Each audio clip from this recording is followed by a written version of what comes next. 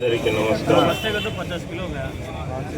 3 రోజుల నుంచి ఏదైతే స్థానికులు, ప్రజలు, పెద్దలు, యువకులు అందరూ ఇక్కడ ఏర్పాటు చేసిన వైన్ షాపులు తొలగించాలని నిరసన కార్యక్రమం చేపట్టారు.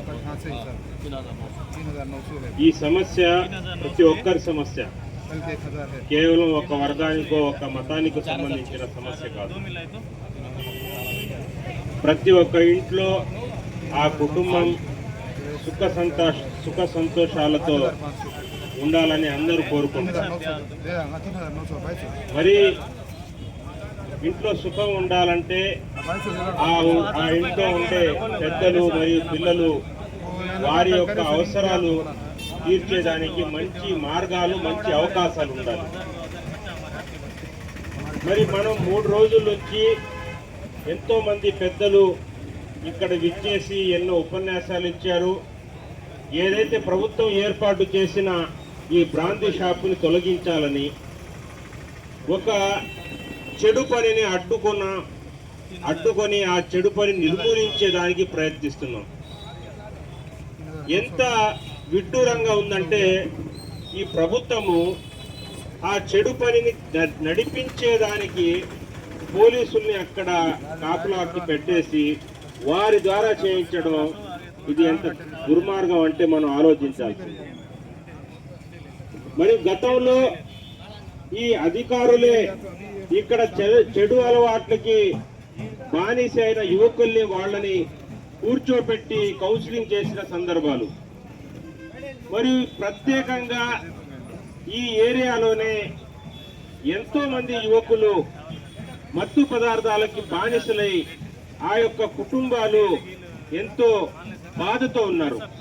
వారి యొక్క పిల్లలు ఏ విధంగా ఈ మత్తు పదార్థాల నుంచి వాళ్ళు దూరం అవ్వాలా, ఆ అలవాట్లు వాళ్ళు మానుకోవాలని ఎంతో బాధగా వాళ్ళ తల్లిదండ్రులు ప్రయత్నిస్తున్నారో మనం చూస్తున్నాం. మరి ఇంత సమస్య ఉంటే కేవలం దొరకని వస్తువుల్ని అది ఎక్కడ కొంటున్నారో, ఆ పిల్లలు, యువకులు ఎట్ట వాడు వాడుకుంటున్నారు, ఆ యొక్క మత్తు పదార్థాలు కొనేదానికి డబ్బులు లేని పరిస్థితుల్లో ఆ డబ్బుల కోసం ఆ మత్తు పదార్థాలు కొనేదానికి ఎంతో చెడు అలవాట్లు కూడా వారు ప్రయత్నించడం జరిగింది. అంటే దొడ్డిదారిన ఆ డబ్బులు సంపాదించాలి, లేకపోతే దొంగతనం చేయాలి, చైన్ స్నాచింగ్ చేయాలి, ఇలాంటి యువకుల్ని ప్రేరేపిస్తున్నారు వారి యొక్క మత్తు పదార్థాలు అమ్ముకునేదానికి. అదేవిధంగా ఈ బ్రాందీ షాపులో ఏదైతే బ్రాందీ అమ్ముతున్నారో, వైన్ అమ్ముతున్నారో, ఆ యొక్క కొనేదానికి పేదల దగ్గర డబ్బులు ఉండవు. వారు ఒకరోజు మొత్తం కష్టపడి ఆ సంపాదించిన డబ్బులు వారి ఇంటికి తీసుకుని పోయి ఇంట్లో ఉండే వాళ్ళ కుటుంబ సభ్యుల్ని, వాళ్ళ భార్యని, మళ్ళీ పిల్లల్ని వాళ్ళు పోషించుకునేదానికి ఆ డబ్బులు తీసుకుపోవాలి. అయితే ఈరోజు ప్రభుత్వం ఈ వైన్ షాప్ పెట్టి మీరు సంపాదించిన డబ్బుతో ఇది కొని తాగిమని వారే యొక్క ప్రోత్సహిస్తుంటే చాలా బాధగా ఉంది. మరియు మన దేశం అభివృద్ధి చెందాలంటే ఏ విధంగా అభివృద్ధి చెందద్ది? మీరే ఇంతమంది వందల సంఖ్యలో ఇక్కడ జనాలు వచ్చేసి, ప్రజలు వచ్చేసి మనకు ఈ షాప్ వద్దు, ఈ రోడ్లో కొన్ని వందల షాపులు ఉన్నాయి, ఏ ఒక్క షాపు వద్దని కూడా ఏ రోజు కూడా ఇక్కడ నిరసన చేసిన సందర్భం లేదు. మరి ఈ వైన్ షాప్ ఎందుకు మనం అడ్డుకుంటున్నాం? ప్రభుత్వమే ఆలోచించాలి. మరి ప్రభుత్వము ఒక వైన్ షాప్ పెట్టేదానికి ఎన్నో నియమ నిబంధనలు పెట్టింది. మసీదుకి ఇన్ని అడుగులు, ఇన్ని మీటర్లు దూరం ఉండాలి, గుడికి ఇన్ని మీటర్లు దూరం ఉండాలి, స్కూల్కి ఉండాలంటే. అంటే ఆ డిస్టెన్స్ ని వాళ్ళు మెన్షన్ ఎందుకు చేశారు అంటే దీంట్లో ఏదో ఒకటి ప్రమాదం ఉంది. ఈ షాపు వల్ల, ఇక్కడ వచ్చే వస్తువు, ఇక్కడ అమ్మే వస్తువుల వల్ల ప్రజలకి ఇబ్బంది అవుతుంది కాబట్టే ప్రభుత్వము ఇవంటి నిర్ణయం చేసింది. గుడికి ఇంత దూరం ఉండాలి, మసీదుకి, స్కూల్కి దూరం ఉండాలని. మరి మేము డైరెక్ట్ ప్రభుత్వం ఏదైతే ఎక్సైజ్ డిపార్ట్మెంట్ వాళ్ళు వచ్చేసి కొలతలు వేశారు, మసీదు 67 మీటర్లు ఉంది, స్కూలు 35 మీటర్లు ఉంది, హాస్టల్ 45 మీటర్లు ఉంది. ఇవన్నీ మీరు లెక్క వేసి కొలతలు వేసిన తర్వాత కూడా ప్రభుత్వం ఎందుకు నిర్ణయం తీసుకోలేకపోతుంది?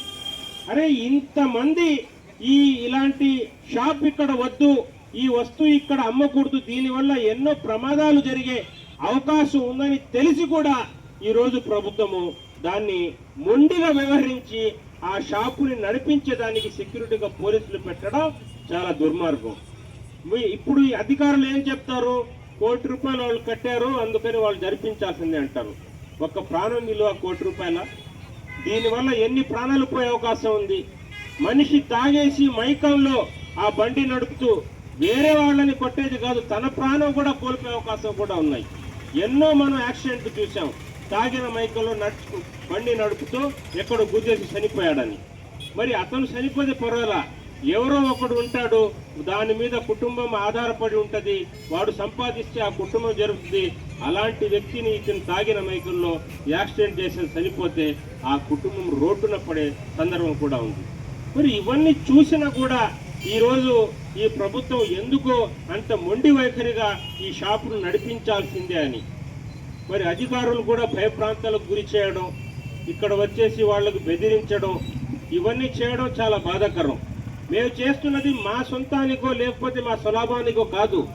ఇక్కడ ఇంతకు ముందు షాపులు, మన చిన్నప్పుడు ఇక్కడ షాపులు లేవు. మరి ఇక్కడంతా పరమేశ్వర్ నగర్, మన్ముసుద్దీ నగర్, ఈ శివగిరి కాలనీ, ఇటు వచ్చేసి మన్సూర్ నగర్, కుద్దూస్ నగర్, వేల సంఖ్యలో ప్రజలు ఉన్నారు. ఏదైతే ఇక్కడ షాప్ పెట్టారో ఇక్కడే విద్యార్థులు, కాలేజీ, స్కూల్ బస్సులు ఆగి ఇక్కడ ఎక్కే సందర్భం. మరి ఆ విద్యార్థులు తరచూ ఇవన్నీ చూస్తారు కదా. ఏదైతే ఇక్కడ మందులు అమ్ముతున్నారో, ఇక్కడ బ్రాందీ అమ్ముతున్నారో, ఆ విద్యార్థులు చూసి ఏమనుకుంటారు, అది కూడా